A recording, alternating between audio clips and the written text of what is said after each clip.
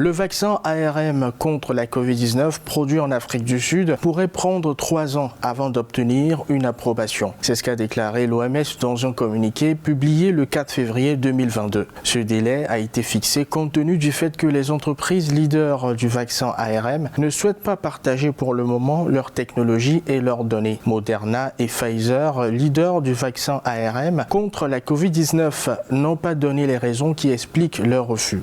Selon l'OMS, les premiers essais cliniques du vaccin ARM vont commencer au 4e trimestre de l'année 2022.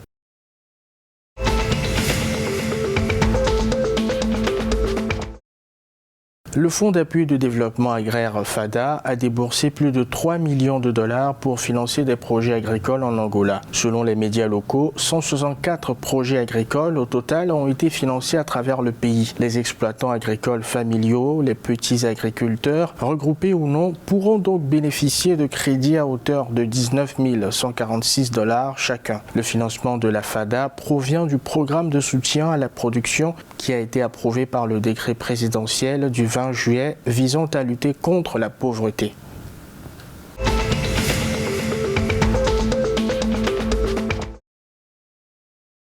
Le Zimbabwe a un énorme potentiel dans l'industrie du sucre. C'est ce qu'a déclaré la Commission nationale de la compétitivité dans un rapport publié ce jeudi 3 février 2022. Selon ce rapport, le Zimbabwe doit faire des efforts complémentaires pour renforcer la compétitivité du secteur par rapport à ses homologues régionaux. La collaboration entre le gouvernement, les cultivateurs sous-traitants, les agriculteurs et les meuniers a été citée comme un élément clé pour la réussite des défis. En avril 2021, le gouvernement zimbabwéen a déclaré que le sucre, qui s'inscrit parfaitement dans la vision 2030, est une culture stratégique pour le développement du pays.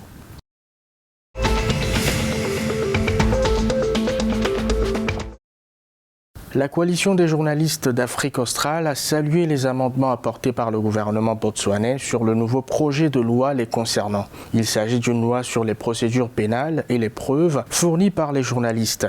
Selon le dernier amendement, les autorités botswanaises pouvaient surveiller les journalistes et mener des opérations d'infiltration contre eux sans mandat pendant une durée maximale de 14 jours. Mais avec le nouvel amendement, cette clause a été supprimée.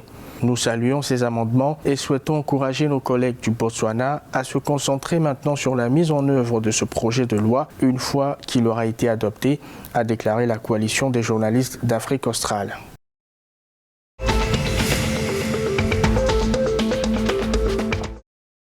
Le Malawi a perdu 30% de son électricité à cause de la tempête tropicale Ana. C'est ce qu'a déclaré la seule compagnie d'électricité du pays ce vendredi 4 février. Le Malawi a ainsi perdu environ 130 MW d'électricité suite à l'arrêt de sa centrale électrique de Casimira dans le district de Chikawa. Le gouvernement a de ce fait lancé un appel aux donateurs pour qu'ils contribuent au coût de la réhabilitation de la station électrique. Pour le directeur de la centrale, il faudrait environ 6 mois pour réparer la structure temporaire.